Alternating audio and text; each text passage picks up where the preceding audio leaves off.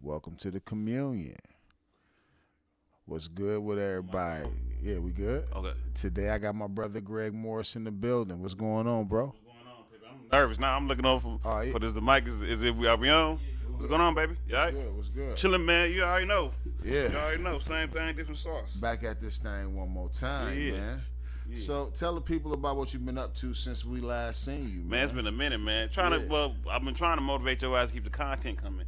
That's one thing. You know what I mean? You had kind of to stop, drop, and lock it or something like that. I had a baby, bro. That's right. Well, I ain't had a baby. My wife had a baby, but you know what comes Well, I mean, with you it, had a man. baby too. You know, I just got a text message a minute ago. My kids finna get their ass. I feel you. Whooped.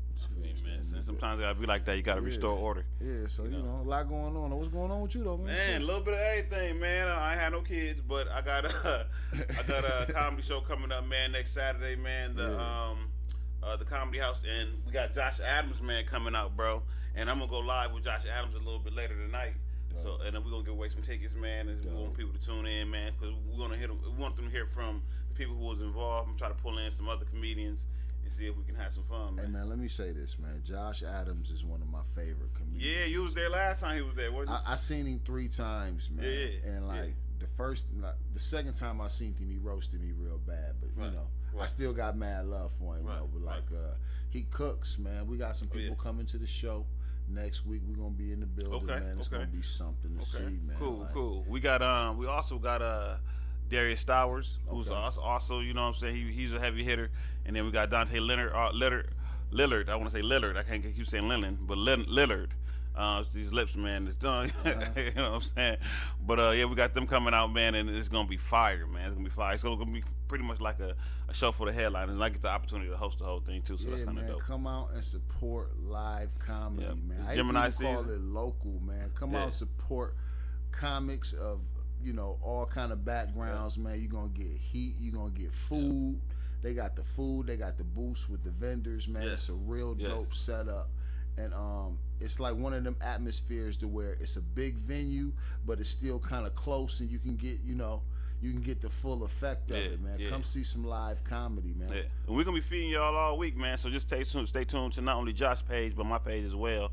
You know what I mean? So we can increase that platform. And we're gonna, like I said, we're gonna go live every night, man. We're gonna have people tuning in. We're gonna try to give away. First of all, it's pre-Father's Day. Let's throw that out there.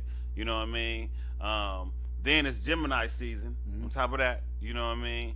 And then, you know what I'm saying, you already know, you've been to our shows, the caliber of our shows is actually like some big stage type shit. And we want to be able to keep that feel going, man, and let people come in, enjoy a meal, get their spirits up, man. And then we switched locations. Just so y'all know, the location that's on there is our home base, and we actually still doing some renovations. And we thought we was going to be done, and then unfortunately it didn't happen. So we're going to go back to the BLM building. Right there on 1065 36th Street. But we're going to rock it on out, man. You know what I'm saying? They invited us back in because we took very good care the past 2 shows of their facility, and they always inviting us back. So we got that. So let's go rock that out. We need that, man. One question I was going to ask you. I did an episode earlier today called What the Work Looks Like. Yeah. And we was talking to young entrepreneurs and just young people in general about what goes into doing what you do if you're trying to do something, if that makes any sense. Oh yeah. So tell me, how do you get ready for something like this as the host, somebody who's got to go in front of the people, somebody who's got to organize the event? Like, I ain't gonna tell me how you get ready for something like Well, this. first and foremost, you got to have a team, right? We always good creatively. We always good, man, and know what our vision want to look like and things of that nature. However, some people have to be okay with being the vision. Some people got to be okay with being the talent. Some people got to be okay with doing the business, right? But having a team that everybody being taken care of and loving on each other, man, and if the goal is to have fun, the money gonna come, right?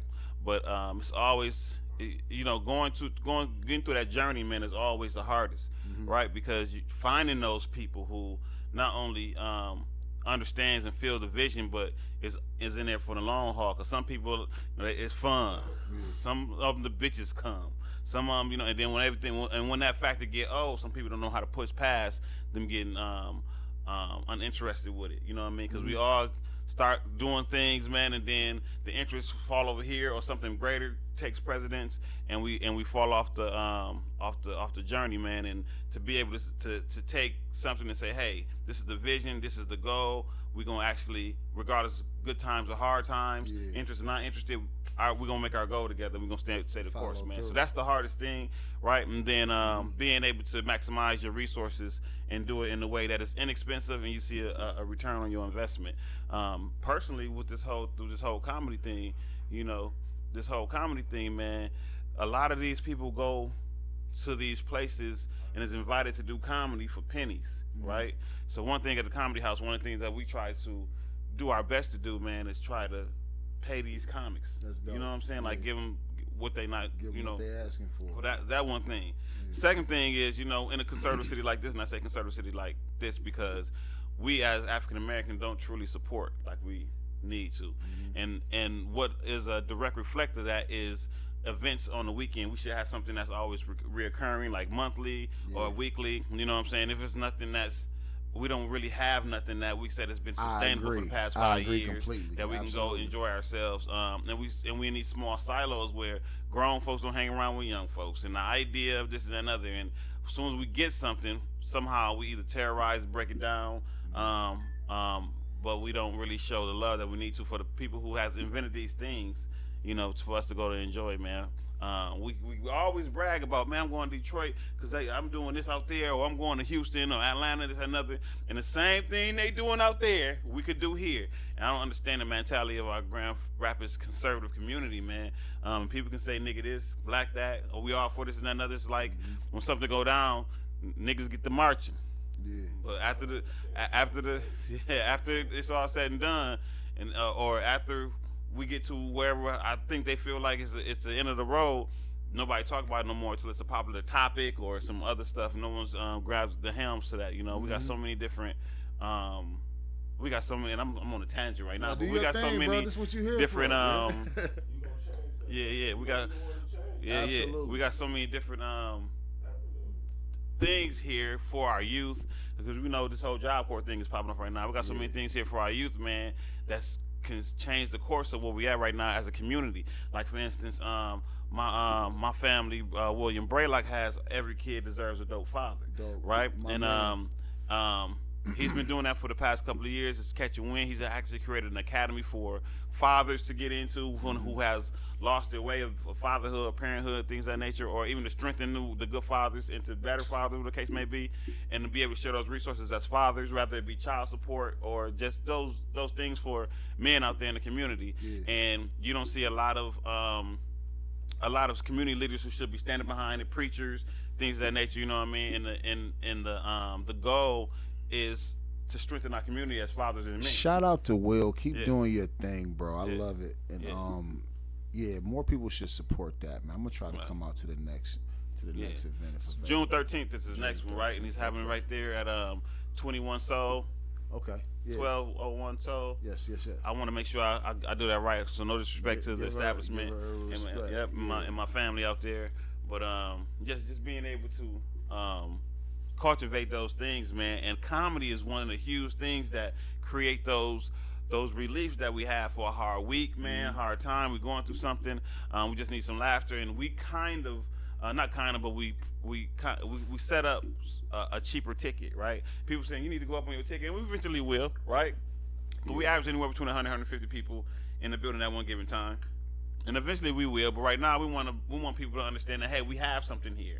Let's cultivate it. It's an amazing show. Let me say, as somebody who's came and spent my hard, this is my man. Yeah. I don't freeload on my man. Yeah. I don't care what I'm doing. I pay my ticket. I make sure everybody that come with me pay full price. I support my brother completely. He'll tell you that I pay in advance and I let him know I'm coming. Even if I don't come, I still might buy me a ticket. Shout out to my bro. Just to come and support, man. We got to do that. But I'm gonna say, I always felt like when I left, it was not only well worth it, but I would have paid more. Listen, so we all know Kevin Hart. Mm-hmm. Kevin Hart had a show on the same day, and I don't know what happened. But I like to say this: Grand Rapids wasn't important enough to him. Wow. I say that because I don't know exactly what happened, but for me, Grand Rapids wasn't important enough to him, right? And then people were bragging since he put his show on that they bought these tickets, and I'm positive none of these tickets cost less than $90 a ticket, less than $90 a ticket, right?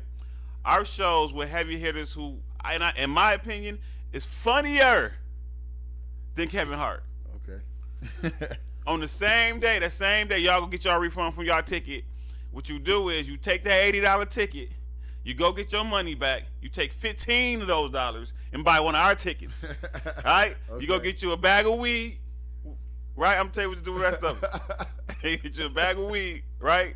Come to our show, buy you a dinner, 2 sips of wine, and relax. And we had you home in time to watch the news, baby.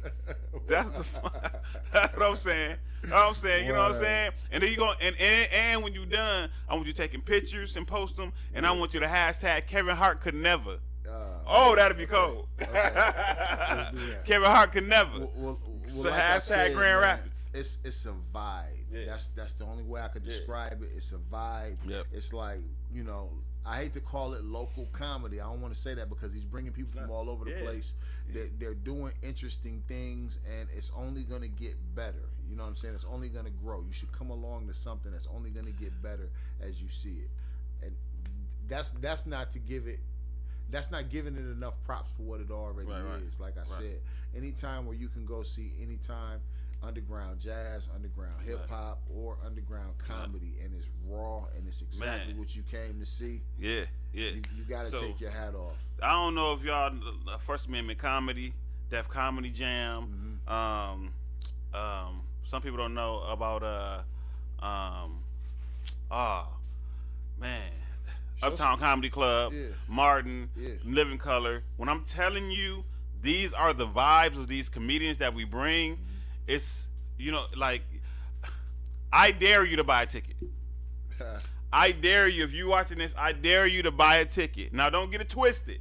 Stay tuned. Later on today, we going later on today, about 10:30ish, stay tuned, because me and Josh going to go live. Where can we find these tickets? So you can go right on Ticket. You can go on Ticket Spice. Even if you type ticketspice.com, you can type in The Comedy House. We're going to automatically pop up. You can get it that way. You know what I mean? But keep in mind, it is an online ticketing spot. So they're going to charge you $2 a ticket for the convenience of buying it online. Or I have physical tickets. I left them in the car on me also. You can call me. You can Cash App, Apple Pay. I'm gonna tell you this: Josh alone is gonna guarantee 75 to 100 people in there. I'm just being 100. Right now, I have a table of 20 that just tapped in 3 days ago. I got 4 birthday guests who have tables, so people are buying tickets. It's going to be because he's worth it. I'm bringing quite a few people myself, so we're gonna be. It's gonna be a full show. I'm telling you, I guarantee you're gonna have a better show than you would have had with that Martin show. I guarantee. I'm not Martin, but Kevin Hart show. I guarantee. You know what I mean? And because I keep doing these shows, and I keep seeing these top tier talents coming from Detroit, from Lansing, from Muskegon, from Kalamazoo, from Chicago, Ben Harbor, coming up here and doing shows for us. allowing us to provide that space for them. Some of those comedians ain't even funny to me no more. That's how funny these people is. Mm-hmm. You know what I mean? Some of the people ain't even funny to me no more. Well, so let me say this, man. Josh, one of the funniest I ever seen. Yeah, man. Like, literally, man. The first time I seen him, I couldn't breathe, yes. man. Like I was crying, yes. bro, and he just kept going. The last time I seen him when he came, he shut that thing down. Shut it down. He didn't want to go off stage. It was crazy. He always gonna give you more for your money than what you bargained for. Yep. So I really and yo, I was gonna tell him too. Tell him I got the visuals. I got a nigga, an old nigga, man. He looked like his uncle or something like that. Okay. The nigga was mad at me at Fort Brother. He's like, man, why people keep telling me I look like this comedian, man? The nigga, and I showed him a picture. He was like, yeah, that's that nigga. Yeah. He have him get him a ticket. As a matter of fact, have him contact me. Hold on. Yep. I'm gonna do you one better than that. Yep. Cause they need to meet each other. You know what I'm saying? But we definitely. How y'all doing, man? Everybody. So I snuck the live, man. I don't think that he even knew I had live going on. I'm peeping you right now. But you know, I wanted to touch base with you guys. Listen, tickets are $15. Hey, peep this nigga. 25. Peep this nigga, bro. Oh yeah, he do look like him. Yeah. Look. Hey Josh, I found your twin. Yeah, he do look like him. He do. Look at that nigga. Yeah. He said he coming. A twin for you, but listen, y'all can go online. Just hit me up, inbox me. I'll bring you your ticket. Inbox me. Later on today, 10:30 is 10:45. It's me and Josh is going live. We're gonna give away some tickets. Hey Candace, how you doing, baby? We're gonna give away some tickets. We're gonna also have some fun. We're gonna joke a little bit. We're gonna try to pull in like Lady J. Some of the comedians that's on the bill is actually, let me tell you, Derek Styles is freaking hilarious. I might as well go so live just too, man. Josh is like the icing on the cake. But you know, Derek's gonna have y'all tripping also. He opened up for Josh. Like, this is gonna be a freaking amazing show, you know. And I gotta be honest with y'all. I cannot do none of this that I'm doing. Share this live also, but I can't do nothing this without you know, with the team, right? Marvin Ray, amazing man. My partner in crime, Lady J, the lady of the house. You know, my wife Candace Morris. Sonya at the door, Heroes Corner, Reggie Howard.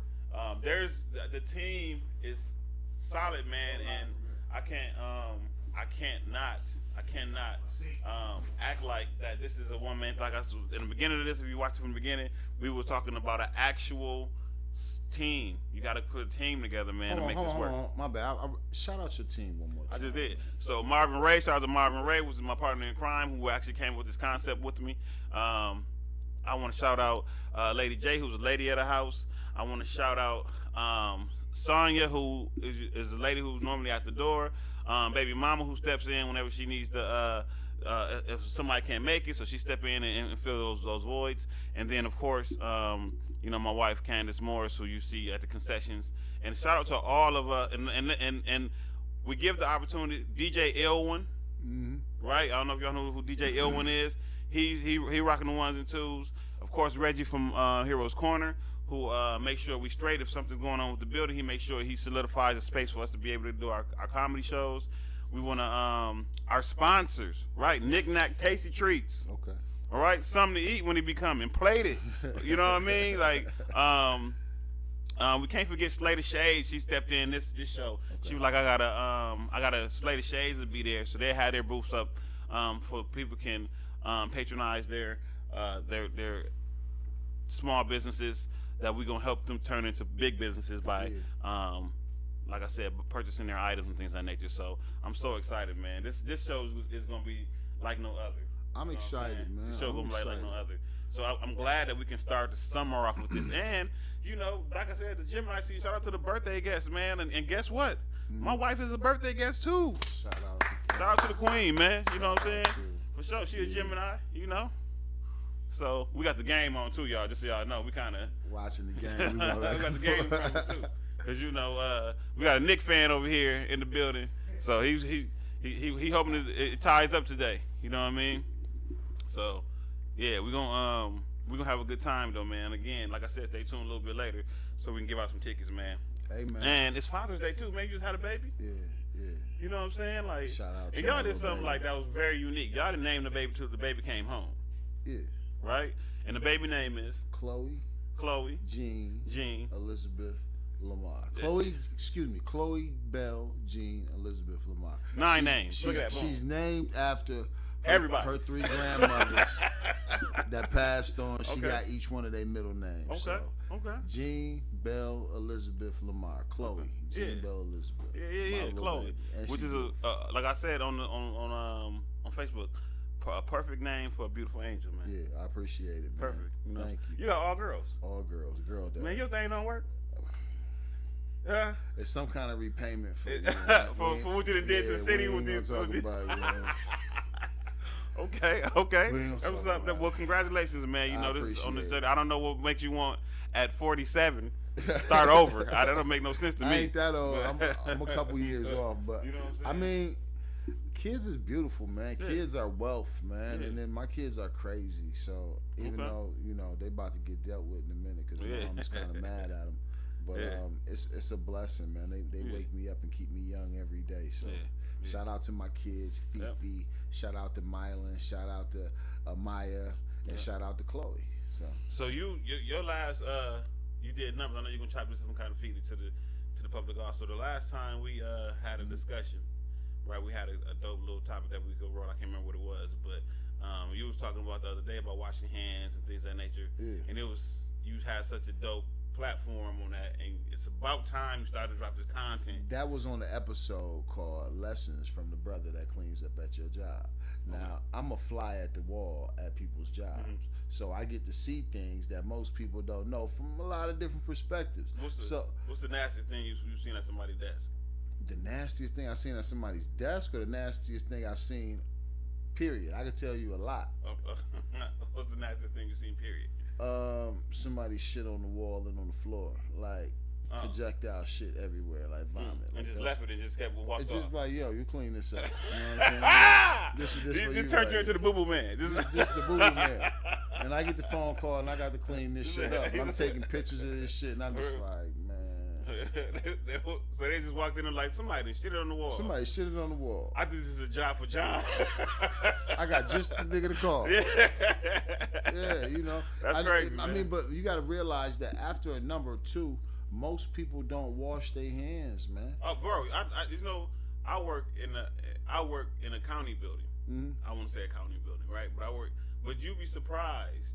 Like, they have separate bathrooms for employees and bathrooms for the people who come to the public, right? Yeah. So me, how I'm built, I don't feel no different in the public. I can go into the the regular public bathroom. Wrong. Yeah. Wrong. Man, I'm talking about Trifling. Foul. I mean, well, I went to the movies the other day, bro, with my wife. I gotta say that because I can't say I went to the movies the other day and when I get home, she was like, so your ass going to the movie on dates and shit? With you. I went to the movies the other day with you. You know what I mean? So, but no, I went to the movies. Last time I went to the movies, we went to see a movie with my wife. It's Final Destination, that last movie. Okay. And I swear, dude, 4 or 5 white dudes. And I don't want to say white dudes. I'm sorry. Let me not say that. But 4 or 5 dudes didn't wash their hands, man. Just walk right and speak to. They speak to you. What's up, man? And walk right past you while you're at the urinal and go out and you don't hear the water running or nothing. I mean, I will say this, man. Trifling ain't got no color, especially when I done seen some foul stuff from all angles. But it's cultural more than ever because there's some clean people again of all ethnicities. It's just about your get down and you got to realize you're out the house. You don't live here. You know what I mean? Other people have to be in here communally. Mm-hmm. So, if you're going to make a sandwich, at least wash your hands. They should have some gloves. Yeah, there, and that's why I don't eat out too much. First and foremost, them kids nowadays, you ever go to McDonald's? Mr. Floyd in the building. He one of the birthday guests. Shout out. Yeah, check this out. And I'm going to tell you this, man. The flyest person who got the flyest decorated table, I got something for y'all. I got something for y'all at the show. So I'm letting you know a week ahead in advance. So picture how you going to decorate your table, bro.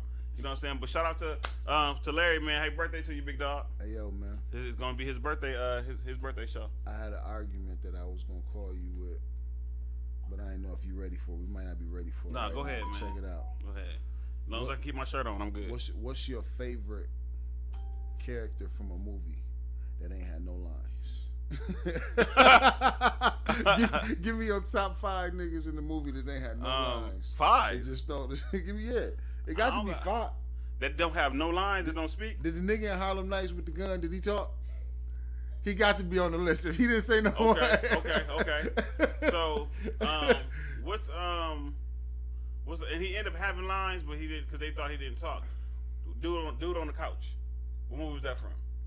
How High? No, not How High. That was Half Baked. Half Baked. Yes. Half Baked. Dude on the couch. Hold on, but what about the nigga in How High? I Need Money.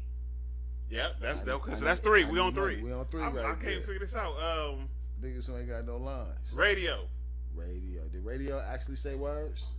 He ain't say no words. He was filed like, was he? It was a good acting job. Radio. Am I tripping? Radio. Was he? Did he did? Oh, okay. I thought he was just kind of loose with something. I don't know, man. I don't know. Hey, yo. What if Radio got like 3 kids? Oh, it's some cats and a bird. hey, she wrong. Whoever she is, she wrong. Yeah, she let she let Radio in. Could you imagine Radio knocking at the door? Could you imagine? Hey, hey. Who do you know who just didn't say no words the whole movie? It's a couple. Hey, somebody gonna be in the comment section cooking us a show. Who y'all know been in the movie who didn't have a line, one line? Ain't had no lines but killed the movie. Silent Bob. I never watched Silent that, man. Bob. Killed the What? yeah. We gotta throw Silent Bob. That's 4 right there. Oh, the dude. I guess he had a line. Who's that? The dude from Major Payne who was deaf. 38 that dude. You know what I'm saying? He ain't really talk. Did he really talk? He ain't really talk. Hey, yo. He ain't really talk. I don't know, man. I don't know. I have no idea, man. What you think, Dad? What you think, Phil? We got none? That was it. 38, but that's a line though, right? Dang. Yeah. All right. We might not be able to cover. Okay, I got one, bro. Okay. Right. All right. Well, we just having some fun right now, y'all. Comedy House, June 7th. But give me the top 5 ass whoopers in movies. Top 5 ass whoopers in movies. Kill Bill. Hold on. The top 5 ass beatings. I got one for you that's gonna be satisfying. Y'all gonna be mad at this one though. Dead Presidents. Remember when Cuddy threw my man down the stairs? Yeah, he man. He came in the crib. Yeah. And she just, you just don't know, girl. You know what I'm saying? That was that one? Yeah. We choked her up and then she tried to walk away. I mean, don't put your hands on me. That whole sequence, you know what I'm saying? Get your hands off me. Everything. Yeah. No, I thought New Jack City. That was an ass. New Jack City was an ass whooping. Yeah. New Jack City was a good ass whooping. I'm trying to think. You got me on. What was some good ass whooping this? I got one. Go ahead. And this is just me, man. Right? That first Friday, that Craig and Debo scene at the end of the movie. That one right there. And you know what I'm saying? Was an ass beating. I mean, them niggas was scrapping though. Debo was putting something on that ass. Definitely. He hit him with a brick though, dog. Oh, I got one. 8 Mile. Oh. When Papa Doc tried to pull the gun out, and he put the gun down. When they got to fighting, say what? Yeah, they jumped him. But I'm just saying that was an ass beat. No. You talking about when they caught up with him in the trailer park? No, when he was standing on the car and he put him. Yeah, he put him down and boom, they got the fighting from there. Yeah. No, Yeah. no, I'm talking about when they caught up with him later on in the trailer park. Yeah. Hey, they was throwing him against stuff. They that was foul right there. That was brutal. Yeah. Dang, what else? I'm thinking of a good one. You got me, dog. I'm stuck over here. Like it was good, like beat down. I got one.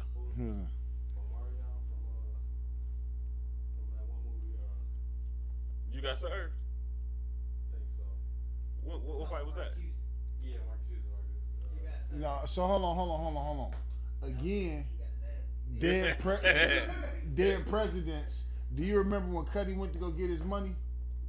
And he had to roll up on. You don't remember when Cuddy went to go get his money at the beginning of the movie? And they took his leg off and he had to roll up on old girl with the pistol?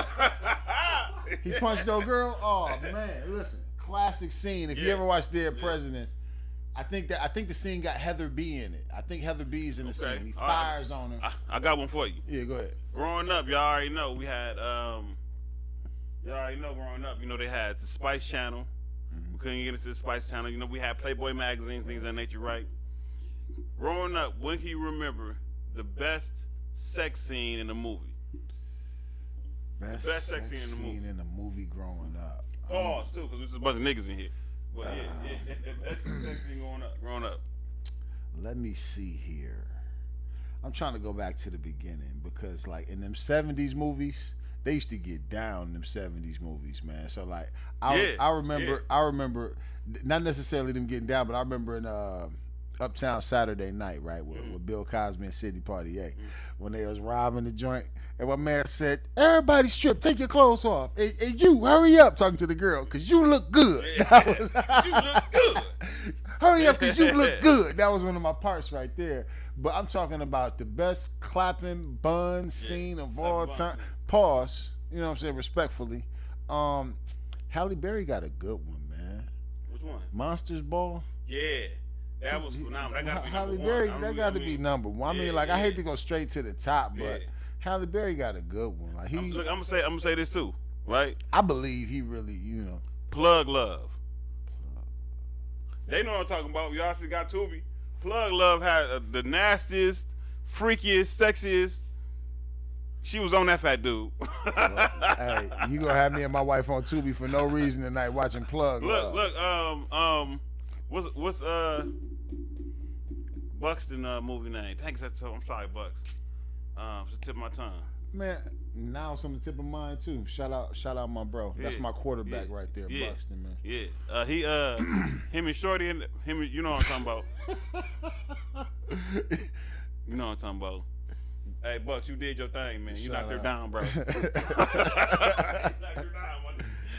I'm trying to think. You said the first though, right? The first. The first? Man. It's so another don't be a menace in front of the refrigerator. Menace to Society is kind of weak. Nuh-uh. Don't be a menace to South Central. I drink your juice in the hood. You remember you don't remember that in the front of the refrigerator? She was like, fool, that's the kids' lunch. Remember you trying to hear with the hot dog? Yeah. But they was trying to reenact the Boys in the Hood shit though. What? And don't be a minute. Yes. So the Boys in the Hood would technically be the first one, and No, that was weak though. That was weak. Just like girl who was with Lawrence Tate, and that other one, More of the Blues, I think it was. No. When he was talking to his dad, no girl grandmama came home because she smelled the sex in the air. That still was a weak scene. Okay. All right. That still was weak. Yeah, that still was weak. Poetic Justice was weak too. Yeah. In the back of the truck was gangster, but it was a weak scene. Yeah, it was okay. weak. Well, I know, so I'm gonna go home and start thinking about these things and be typing in there like, we forgot about it. Yeah. I mean, you got to give Pam Grier all the credit in the world. Oh yeah, that was the first, like, everybody. Yeah, Pam man. Grier, because beautiful. What it was we was broke back in the day. I'm not even gonna front. So we used to have old VHSs from like my uncle Reggie. Shout out my uncle Reggie Hendricks, and he used to have all like everything. So seeing Coffee and all them old Pam Grier movies was nothing, man. So we used to watch. And back in the day when you go down in the basement, it's just your whole family. They don't censor it, and you can't. It's not like now you can skip forward. You had to rewind and fast forward. So they showed all that shit. Shout out to the bootleggers, man. I know y'all don't. The DVD game ain't out there no more, and the VHS show what y'all started with, man. But y'all kept a lot of niggas in the house. Yes, and France and even with the ones that was kind of blurry though, we kind of motioned our way through it. But let me say this, man, y'all kept a lot of niggas together as far as having the work come over. You got the movies? Yeah, I got the movies coming through. And the CDs. Yeah, and shout out to everybody who had the bootleg CD player. And the incense. Man, you had the whole package. Sometimes the niggas had the weed too. And the oils. And the oil. Let's get it going. They still pushing them oils, but yeah. Shout out to all y'all who shout out the corner kept the community going. I got a couple questions I wanted to ask you real quick, if you don't mind, man. You touched on it a little bit about the Job Corps situation, man. Right. Job Corps close to home. My mother, before she passed away, worked there for like almost 30 years, if not 30 years. And that's where, she worked with you there. But that was, a staple for you. And what's going on with the whole Trump administration and how and what's going on. Shed some light on that, because I know you know more than I do. Just slightly more, man. Okay. I've been away from that organization for about a year now. It'll be a year next month, next week, actually, on the 6th. And but I'm still close enough where I get the news and things of that nature. And a lot of people still think I still work there, because I never really announced that I was going on. Never really announced my new position and things of that nature. But I'm still heavily tied in there emotionally, because a lot of my people that I've worked with for the past 14 years work there. We seen them come, we seen them go. As you know, as your mom, she was very, very helpful and welcoming to me when I first came onto the scene. And miss you, Mom. And getting close to just the people who that's their everyday life, and then these kids and learning their stories and being able to. I actually went from coming in as a counselor, then going into the behavioral specialist, and becoming the supervisor of residential, then the supervisor of recreation, then the supervisor of property, then the supervisor back over counseling also. So I got an opportunity to see all parts of the people. Like people are different in the classroom than they is at home, this and that. So I got an opportunity to see them in all phases of their day. You know what I mean, and learn, see how the culture runs in different avenues, man. So I had a lot of attachment. Some kids you just don't get along with. It's just what it is. But the majority of it all is the connections and things of that nature, and you're gonna be forever connected to these kids' journey, man. And to see what's happening and unraveling right in front of our eyes, man. Because it's a few different factors that you have to think about, right? Of course, you got these children who have not only come from homeless situations, foster care, has come from bad situations. Not all of them like that, because some come from great families and things of that nature. But they stem from the ages of 16 to 24, man, and to see these kids, man, having to just overnight be told that they had to evacuate. Some not having anywhere to go. Some had to go back to a situation that they ran from. That's super fire. Right? They come from, and Job Corps is set up where it's not many local kids. It's a very, very low percentage of local kids. Anywhere between 2 to 3%. But the majority come from Detroit, Flint, Saginaw, Muskegon, Benton Harbor, Kalamazoo, bordering cities. And we've had some that came from Chicago. You know what I mean? And a lot of them are getting away from the bad situation that they're in, and with hopes that they're gonna get a trade or something like that, relocate back to another city that away from what the issues was, and live out their life in a better situation. So to re-clarify, what they're doing is they're taking people from a situation that's supposed to be a nurturing situation, that's supposed to remove them from something. Correct. And then they're also removing a resource at the same time. Right. You understand what I'm saying? So now not only are you putting these kids back in harm's way, but you're removing a resource from the community that keeps kids from going that way. Right. It's like a double whammy. So you have to look at it from a government standpoint, where they have to look at how they can save money and the country's deficit and what they owe and all that other stuff, the debt and the whole nine. So you have to look at it from the lenses of how can they trim the fat, pretty much, right? So they take all these programs that federally that they're funding, and they say, okay, well, this is what we have, and the government has always been tug and pull with Job Corps. It's always been on the line like that, right?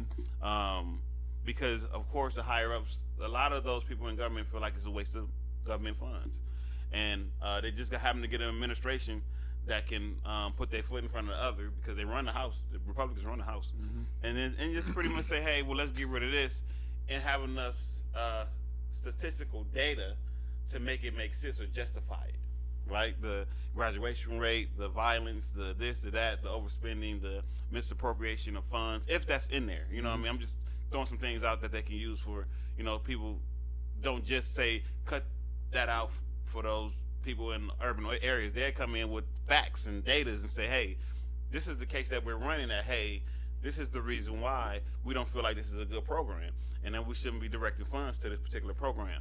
So yes, it's a federal thing to start off with, but then you have to understand the compassion of the people who's actually operating these things, right? Because they're making a difference in these young people's lives. Absolutely. Right? So then not only they have to be not the bearer of bad news to these people that's technically their only family, you know what I mean? But they also have to try to make sense out of their mind that, you know, because I believe Job Corps is again, I don't know a lot. So don't get it too. I just try to go from my perspective of what's going on. So what happens to those workers, man? What happens to? I mean, that's the thing too. They're in the same situation that the kids are. From my understanding is that, you know, it's they want all of it evacuated in about June 30th.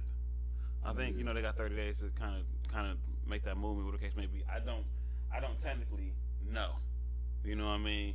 Again, I'm connected, but I'm not. You know what I'm saying? But it's definitely something that, excuse me, the public should talk about, and it should be a topic. You know what I mean? Yeah. But I think it's important, though, before you step in the realm of having an opinion or a perception, dig and get some information, right? Because we look crazy when we try to stand on something just to be a part of the conversation and don't know what the hell we're talking about. So, you know, I believe that it's not completely, really totally voted out. You know what I mean? They still got to go to the House, I believe. But I've been kind of digging into it because of the fact of I had the opportunity to step away from Job Corps after 14 years a year ago, man. I took that opportunity just for some mental space and some, you know, just to be able to spend more time with my family. Absolutely. You know, Job Corps is a particular place where you got to be the right person to pretty much be in one of those roles there at Job Corps, but it's taxing, but it's rewarding, man. You know, especially when you're from, you know, I'm from the project, so you know, especially when you're from something like that, and your only hope is music or basketball, or sports or something like that. Really, to if you're not really a scholar or a person who's really into school, and to be able to create those lanes and those avenues for people and give them hope to be able to be something with themselves, man, it's so unfortunate that it's been stripped in the blink of an eye. You know, I just think, man, like, what about the lives that it changed? Man? There's so many people right now to where Job Corps was the beginning of them getting back into the right standing in life. You know what I mean? And now, for somebody that needs that resource, I hope there's something to come up to take its place, because it's needed. As far as like, there's a lost zone between young people. And it's really about from, like, let's say 16, 17 to about 25, 26. It's like a no man's land where nobody's really going to invest anything into these people, and their skills and those prime years of their life are lost. And really, if you have more programs that could send these people into better situations, I think you get a better world, you get a better planet, you get a better ecosystem. Well, I think that to have over 100 centers nationwide was a testimony of what that program could do. Absolutely. Right? Because if it wasn't like that, it'd be 10 sporadically scattered around, you know what I'm saying? But I think it was 124, 130 centers across the United States. And that's just a testimony of how powerful this program was and how it was needed in different states and things of that nature. So, you know me, man. I'm still learning about what's going on and trying to figure out, you know, if it's anything, or just kind of get that awareness out to people, because you know when you look at certain things like this and the government goes to say, okay, we're gonna cut this and cut that, you really want to kind of pinpoint who is it directly affecting, right? Rather it be people of color, whether it be, you know, whatever, low, middle, high class, whatever the case may be. But I mean, you gotta think about it. You know, those people who saying, "Hey, let's take this program out," 9 times out of 10, it's not affecting their communities. You know what I'm saying? Not only do our children lose out, but they have to go back to these communities and be a part of it. So what do they do when they be a part of that community? If they need to survive or need money or things like that, it's not affecting their community. When in Rome, they do what the Romans do. You know. So they're like, okay, cool. Let them cut that out. Let them figure it out. Well, we got kids. We got a nice percentage of children. If you get all the stats from collectively from the 100 and something, there's a lot of homeless people. It's a lot. Some people got homes and their parents is like, he can't come back here. He can't come back. She can't come back here. they was relieved when they left. Like, we get a relief, we get a break from this torture that's been torturing us. And I was like, you know what I'm saying? Like, And you it was taking crazy. away, It's crazy, man. So many factors go into that, and that's when and the things that I've said was just kind of sort of like a thimble, a teardrop of probably what's really, really going on. Mm-hmm. You know what I mean? So educate yourself on the situation, and then, like you said, once you educate yourself, become vocal. What's up, sis?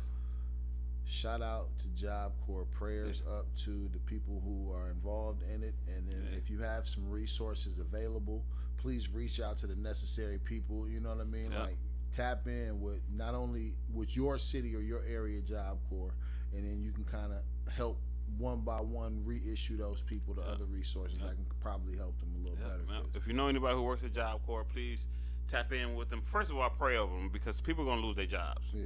So first of all, pray over them, right? Regardless of how politically they spin it, whether it be a layoff or whatever, people gonna lose their jobs. You feel what I'm saying? So Right. if you got any resources, you got any family who are in Job Corps, tap into them, check on them. Hey, you know, if you got any resources for them for other employment, this is the time for us to stick together as a community. Absolutely. Right? Second of all, if you have any resources that these young kids could use, especially these homeless, if you know somebody from Job Corps, tap in, inbox them like, hey, here's a resource.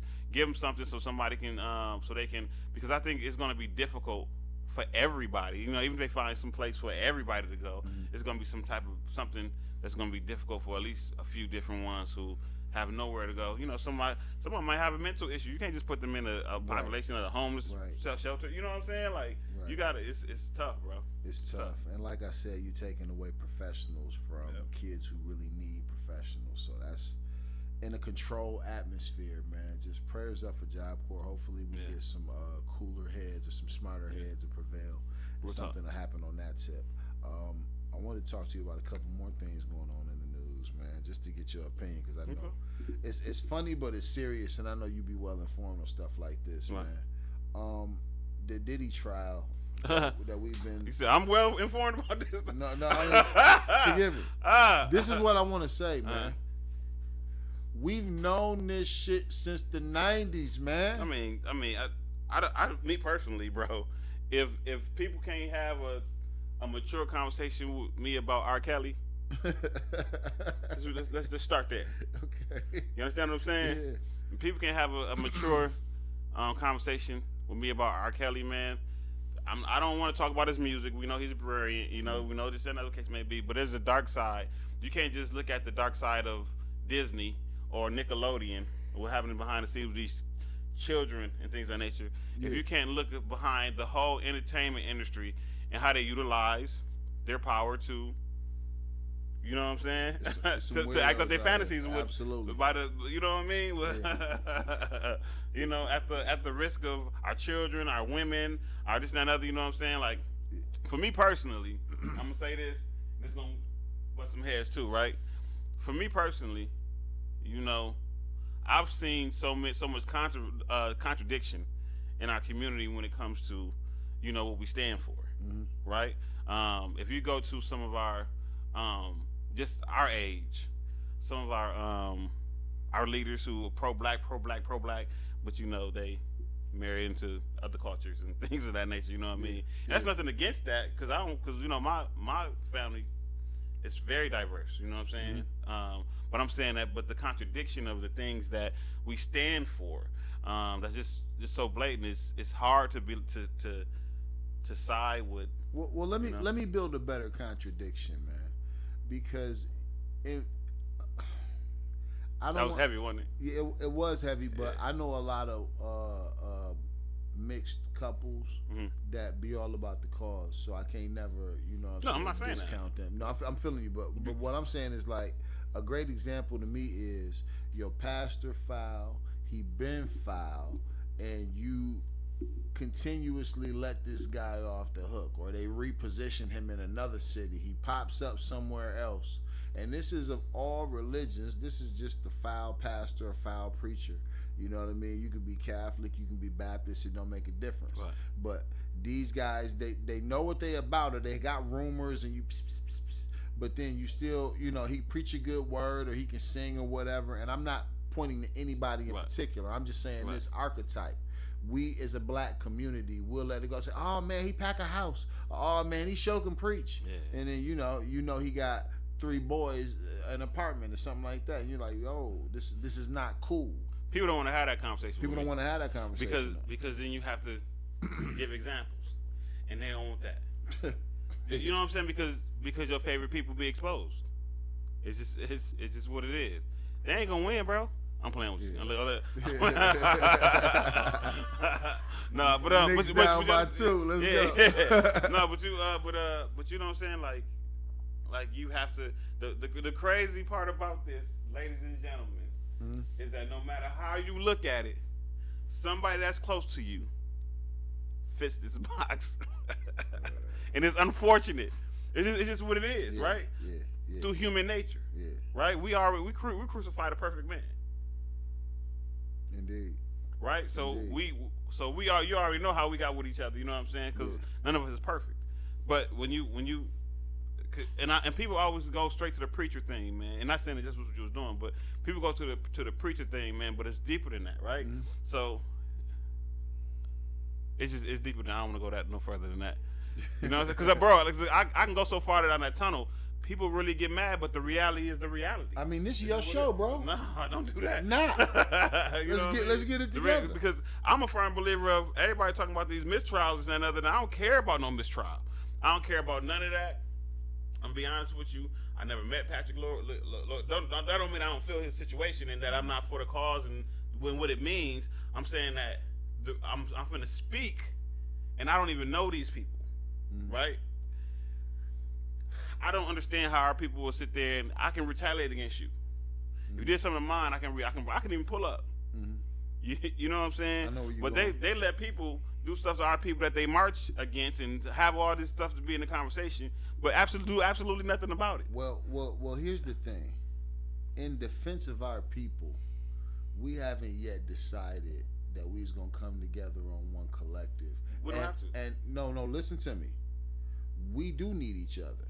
Okay, and I was listening to Dante Kyle talk about this on Eggs and Grits, and I love this point. Shout out to them. But yo, man, we need each other. We need to follow the code. Everybody else follows the code, and when we get somebody bold enough to walk out there, we got a strong enough example, and do it, they knock his head off because they know ain't nothing come behind him. Nobody's backing him. Who wants to be your leader? I got an episode. Actually, Phil want me to write a book about it. I think I'm gonna write a book about it. It's 65 reasons you niggas can't win. I was more than that. And I'm a walk. No, listen. we gonna walk it down. You said it's 65 reasons that the Knicks can't win. That you niggas can't win. Oh, the Knicks can't win. 65 reasons. Oh, but that you niggas can't here's the deal, bro. Here's the deal, right? Let's simplify it. We can always simplify. Season 8 coming for Rick and Morty, man. I cannot wait. Season 8. Y'all on Rick and Morty? Yeah. Man, I love Rick and Morty. I'm to the point where I will go to sleep with it while it's playing on TV. I swear to God, all seasons I watch it all. You know, I don't think I've seen the bad episode. I swear to God, I'm no get twisted. That anime, it was horrible. That Rick and Morty anime was horrible. But this, how do we start off on the Diddy trial and we end up look, Rick and Morty? Because we got ADD. But we got ADD. You know, go ahead. What I'm finna say? I can sit here right now and look at the camera, look at all the. My man, you got the kids? 3, right? We can have this conversation right now and say, I wish it would my kid. Because you don't know what you're going to do if somebody physically do something to your child. Oh, right? I know what I'm going to do. Right? Understand, right? Because you don't need no help with that. No, help is evidence. Yeah. Let's just throw that out there. All right? Help is somebody who can possibly tell on you or tell your story. Hey, right? man, let me tell you something, bro. And I don't even mean to segue, but I ain't even worried about no evidence. This nigga creepy. What I got going on, like, if you touch any one of my 4 babies, But again, so we just seen the testament of it, right? And shout out, I'm not big up in this guy, nothing like that. You know what I mean? Because I'm a firm believer on both ends of the family, who are affected by one family member's decision, right? Whether it be the person who's the victim or the perpetrator, right? Their family is always, affected. So, but with that said, you already know this guy in another city, not saying his name, another city, another state, they told him that his son pulled out a gun and then they killed this dude. The police killed the dude because they say he pulled out a gun. They ran the footage back, and it showed that that he did not pull out a gun. Then, so what he did was he went and murdered a cop because they killed his son. It wasn't the cop that murdered his son.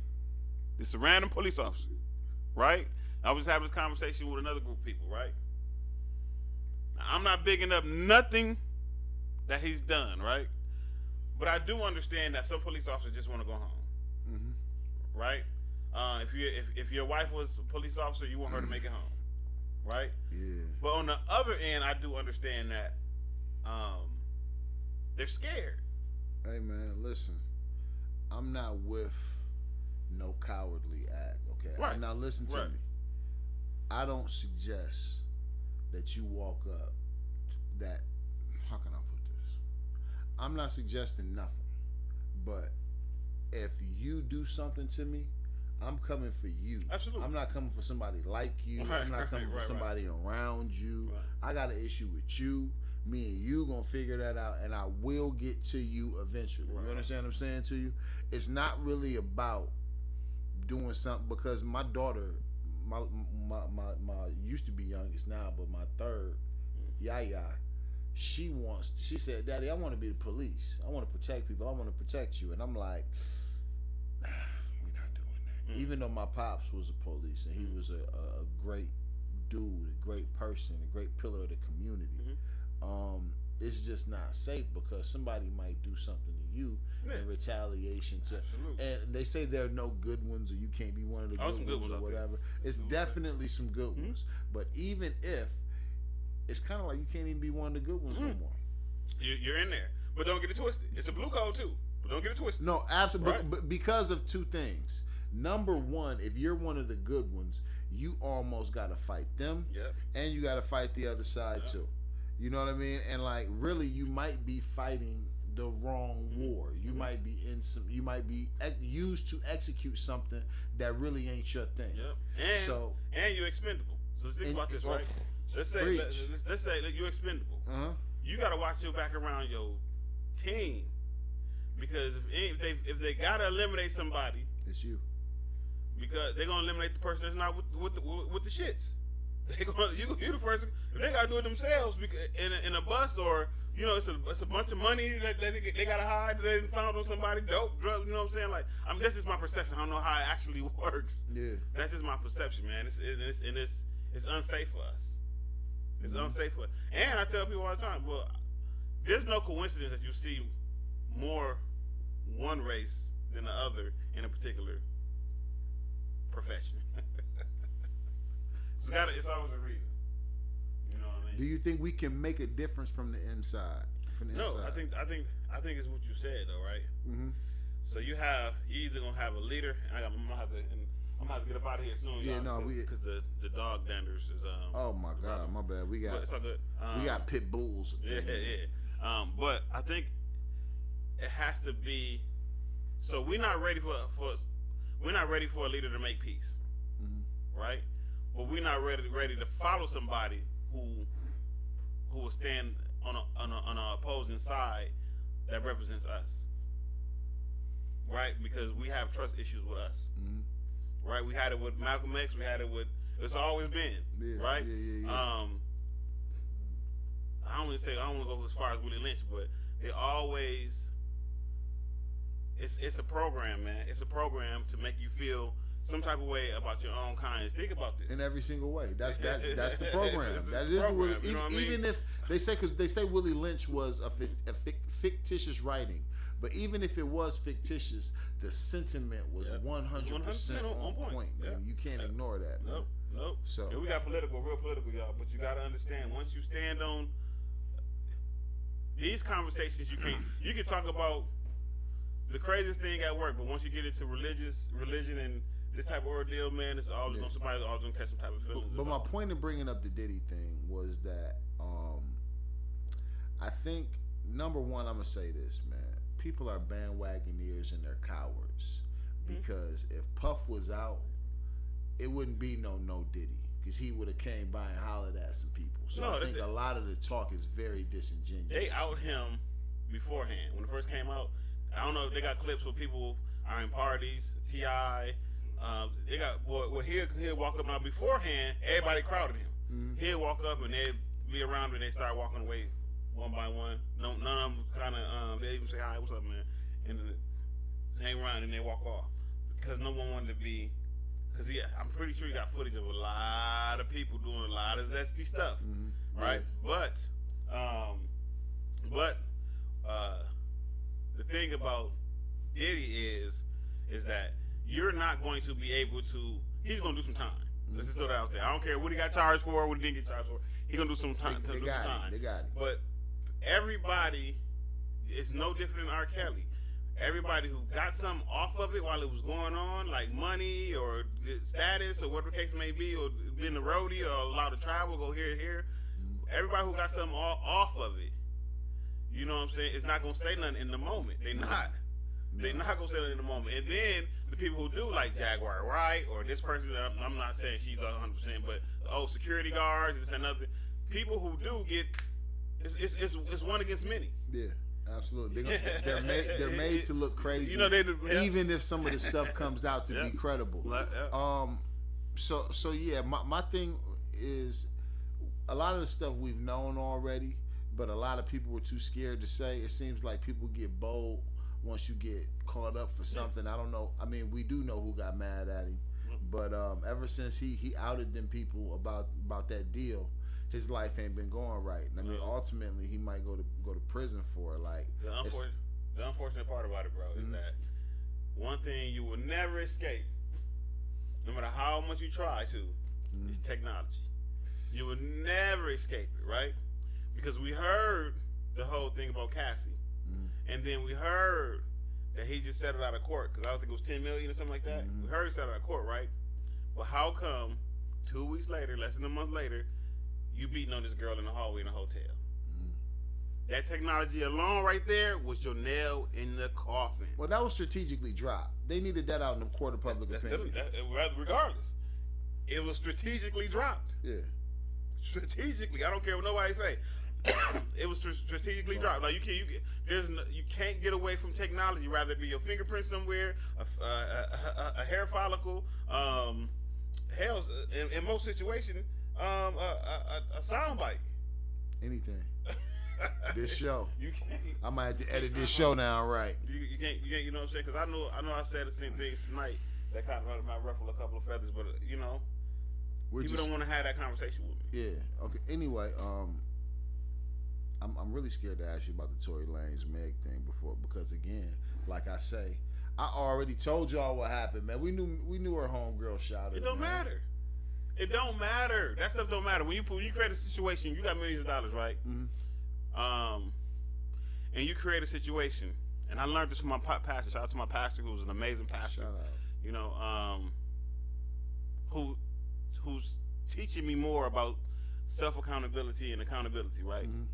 Because it has to start somewhere, right? If you get high, cool, get high, right? I mean, smoke weed is cool, but if you know you can't drive after you get high, be home and smoke. Right. You know what I'm saying? Create a self-safe environment. The accountability has to start somewhere. So if you out at 4:something in the morning and you got a gun, you got guns in the car, y'all smoking and drinking, everybody having a good time, everybody doing some rat shit because you can, because you're a millionaire. So we have an issue with taking in money and being okay with just settling and chilling and being normal. We have to be extra with ours. And every time, most of the time, it creates something that's uncontrollable. Yeah. And here you is in this situation, and you get shot in the foot. How? And they say, oh, there's the gun. Okay, why is there the gun in the car? Okay, why is we were drinking, why in the car? Why is y'all doing that? Real talk. Even if let's go all the way back to police brutality, right? In a lot of situations, right, I tell my son, I say, hey, get home. So if you get pulled over, answer all the questions and other. Ain't no need. I know my rights. Yeah. Don't get it twisted. Don't get abused by the police. I'm not saying that. That's not what I'm saying. What I'm saying is, don't create a situation where you're not going to win out of it, and the percentage and likelihood of you coming home safe it decreases in percentage every time you open your fucking mouth on some stupid shit. Like, come on, man. And we have that ordeal. So when You we talk have about, the right to remain silent. But when we talk about celebrity news, right? The crazy thing about the small little things of us as black people being opinionated, the crazy thing about the small, you just got to give us 3 seconds of the news, and we're gonna create a scenario. It might not even be reality. We're gonna create a scenario, right? So they give us a minute and a half of audio, and we're like, oh, he did it. This man just got stabbed up 14 times. And news is coming out now that somebody else shot her. But we've always known, though. It doesn't matter. If they was at home enjoying each other's company, that would have never happened. Correct. If they was in their hotel room enjoying each other's company, that would have never happened. But dig, though, he was enjoying both their company. That's why it happened. If he was at home with both of them, that would have never happened. The worst thing, they probably would have fought. There wouldn't be no gun around to do no stuff like that. No. They said that old girl went in the back seat and got the heat. She would have got in the car. If they was at home, this would never happen. That's what I'm trying to say. At home, she would have got the heat. We tend to justify different things that happen to make it make sense to us in our head. Mm-hmm. But we wasn't there. You right? No, what I think is, I believe you. Excuse me. What happened was, all 3 parties was false. All 3 parties was wrong. Mm-hmm. You know what I mean? Like, that's how they got there in the first place. I guess is the point of the whole scenario. Mm-hmm. So Tory, I mean, he contributed to his own demise, whether he liked to believe it or not. Oh yeah, absolutely. And I mean, when he get out, hopefully he learned from his lesson, and he still isn't out here handling himself as recklessly. So, you know. Well, I mean, if so, yeah, no. You know, if prayers to. I mean, I heard he got stabbed in the back of the head and in the face, and you know, all kind of. I don't even know if he I still can got say time that. to serve. So how do you go back after doing that? Because we don't know how that happened either. If it was an ambush or whatever the case may be. But how do you go back to that situation? Well, not knowing if it's gonna pop off again. And you got time. Like you got 3 years left, or 10 years left, or 8 years left. They're gonna put him in protective but custody, I mean, man. it doesn't matter. It doesn't matter, man. You think people in protective custody ain't been touched? Yeah. You know what I'm saying? But you still want the interaction of people. You still want to be able to have some rec time with somebody. You still want to. You go crazy. Well, this new lady, I guess she's got some information that's going to help his case. Yeah, it don't matter. You don't think so? I mean, if he get out, it don't. What's done is done. I mean, all he can do is hope to get out. And for instance, Larry Hoover, right? Mm-hmm. They pardoned Larry Hoover. From my understanding, he's what, 72 years old? Yeah. All right. If he get out, what can he do? Same thing with old dude who what's my man name? Frank Lucas, right? Mm-hmm. He get out. How long did he last before he died? I think that's the point of it. you know what I'm saying? So number one, Larry Hoover was pardoned or was pardoned by Donald Trump, but I still believe he has a substantial amount of state time to do. It wouldn't matter anyway. If they let him out at 72 years old, what's the average lifetime of the average black man? Yeah, I mean, I agree, but at the same time, that man deserves to see his grandkids and his kids and get a home cooked meal in the shower and enjoy his life. Let me say this. If he wasn't Larry Hoover, he could have. If he didn't do what he did or was involved in, he could have. You got to go all the way back to where it started. What you mean? What you mean? I mean, I agree. I agree. But it's you know what I'm saying. I'm gonna say this, as the head of an organization, man, and I'm not gonna speak to anybody's crimes and own up for them. But I'm saying, as the head of an organization, sometimes you got to make some tough decisions. Absolutely. And the president of the United States is involved in more unaliving, as they say, than most people. And I mean, most presidents are, most heads of organizations. You got to think about war and all that other stuff. It's crazy. And like I said, I'm not really justifying anything, but I'm saying, in Chicago at a time like that, in a crazy situation, this man was able to galvanize a lot of people, get them together, get them on the same program, Absolutely. and then execute that program nationwide. Then went to jail. And I'm not gonna speak on the specifics of his case because I don't know the whole 9, but reformed his life, so to say. And that's the same thing they said about Tookie, reformed his life. Right. And I don't think that they give us a chance to reform ourselves. They give other people a chance to, make amends for their ways. But black people, we don't get a chance to really. I agree. You say what? Cancel culture, man. I agree. They cancel us, man, and they've been canceling us since the beginning of the time, man. We cancel us, So I agree with you saying. Yeah, I hope he does. Like I said, get the light of day. Me too. I hope he get a fresh meal. I hope he get to see, his family and enjoy that. Because Mutulu Shakur, he was out for a quick minute. I was watching another program where they was just mentioning what they let us out at the end of our lives, man. Yeah. We only get a certain amount of time home before. And I think I agree with you, and I think we're saying the same thing. Yeah, no doubt. I just think that I'm a firm believer that history shows that some things are unavoidable. Some ways, like my man just said, the slave mentality. Some things we got to do to survive, so we can survive. You know what I mean? I believe all that, and I don't think that nobody should be incarcerated. I think the judicial system is messed up. How they choose to figure out why you deserve this much time over that much time. Yeah. You know what I mean? And I believe in rehabilitation and all that. You know what I'm saying? Hell, I even believe my crackhead uncle can be a clean man one day. You know what I'm saying? I heard a stat that black people were the most exonerated race of people. Absolutely.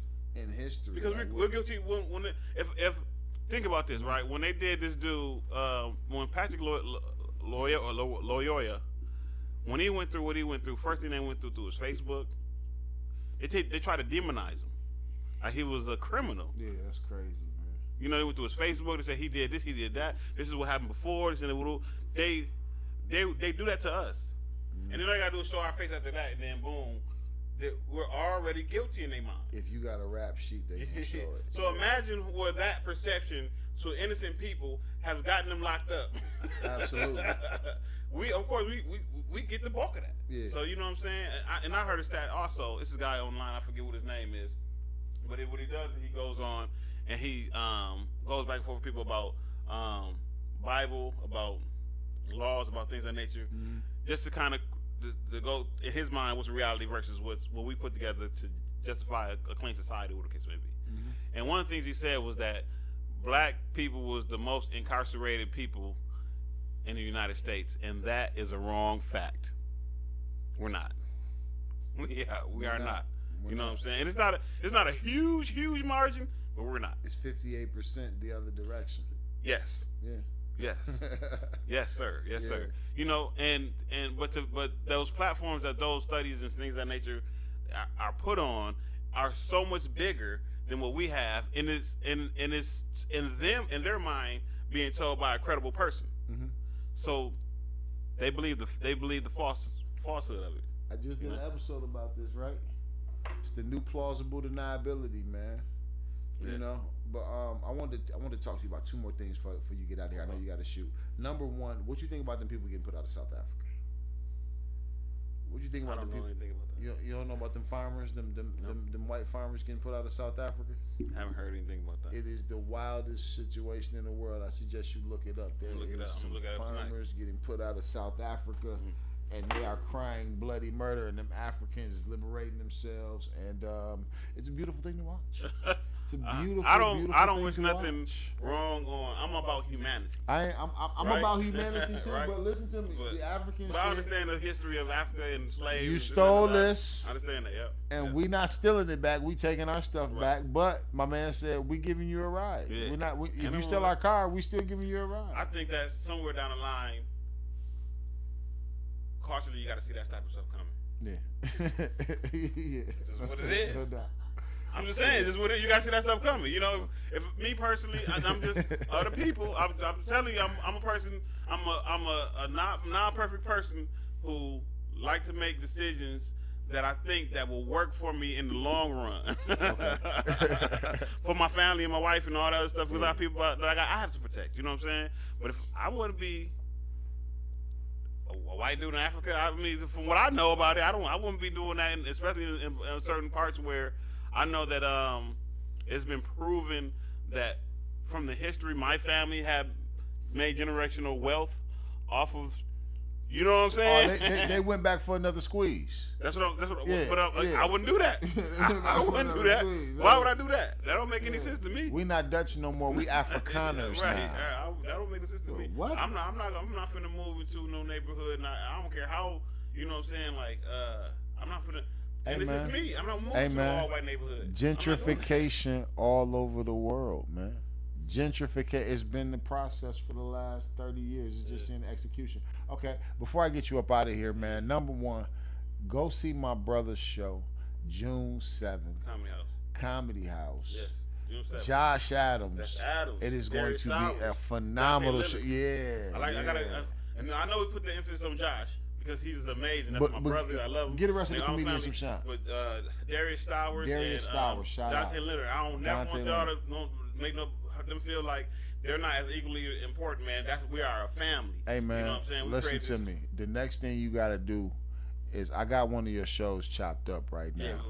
Yeah, you got to get that to the people in the audience. So not to cut your knowledge, but they got to be able to watch it on their phone and actually see how good that show is, because then they're gonna start packing that house once they get to see. And it's different. What you got in going them on? Seats. Yeah, it's so much different than seeing it, man. Like you're in them seats.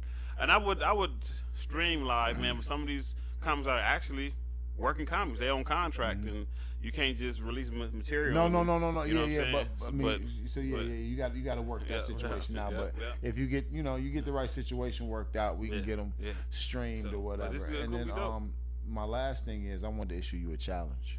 I think we talked about this on the phone. Top 5 male R&B groups of all time. That's gonna be our next show. Top 5 male R&B groups of all time. I sing myself. I was the fifth member of. I don't know if you know this group called Jagged Edge. I was the fifth member of that group, man. And me and one of the twins got into it over a chick, man. You know what I'm saying? And tragedy. Yeah, man. So they voted me. I was almost, you know what I'm saying? Like I was like mid lead. You know, you got the two twins who just could blow, but then when they was tired, I come in and finish it out. You know what I'm saying? And that's just what I did, man. You know, and it's unfortunate because I really love them dudes. Y'all could have made history, man. Man, let me tell you something, man. You know how they found me at a McDonald's. Yeah, man. I was just traveling to Atlanta. I was at McDonald's, man, and I don't know what it was about these fries at this McDonald's, man. They were so good. I just broke into song, you know. And they was I don't know if they was there at the drive-thru, but one of them came and tapped me, was like, hey, it was one of the dark-skinned ones. Go ahead. They was like, hey, man, I want you to introduce my homeboys. I'm like, well, you know, at first I thought he was trying to rob me. And I'm like, but what I found out was that he was just interested in. He said it was melodic.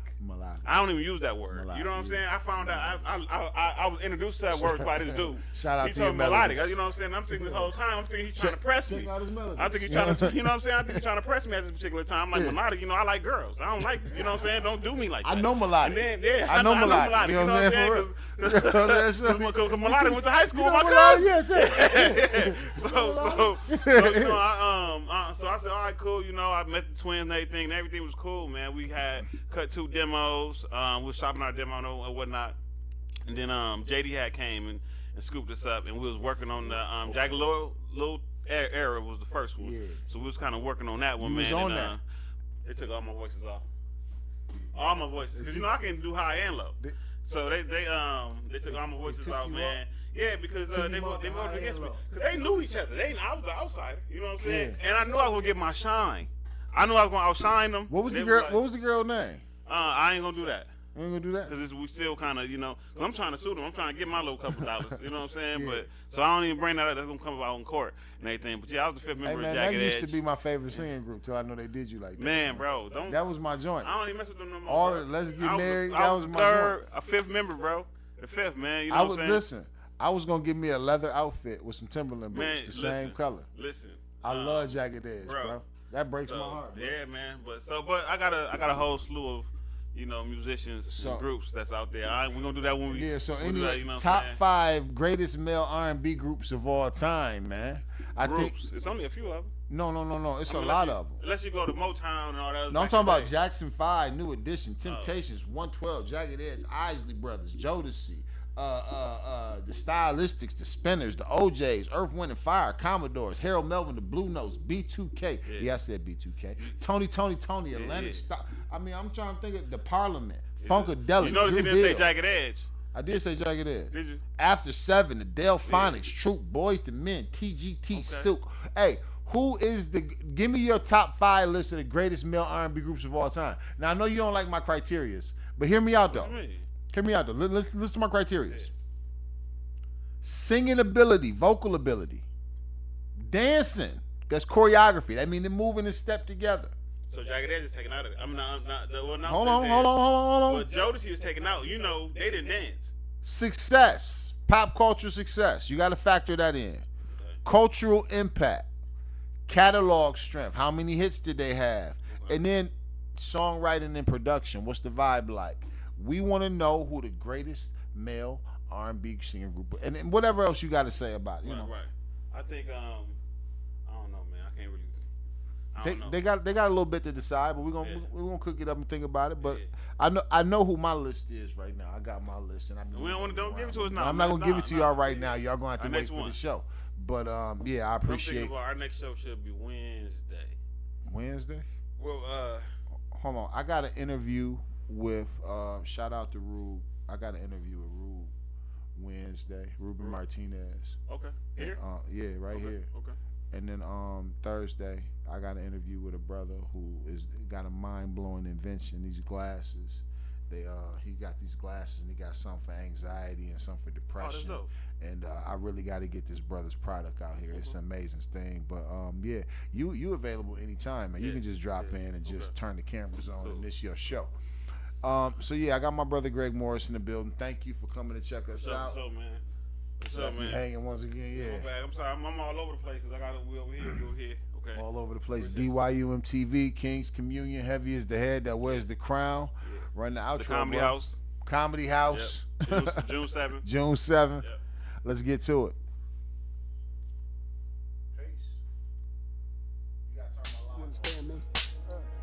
Do you understand me?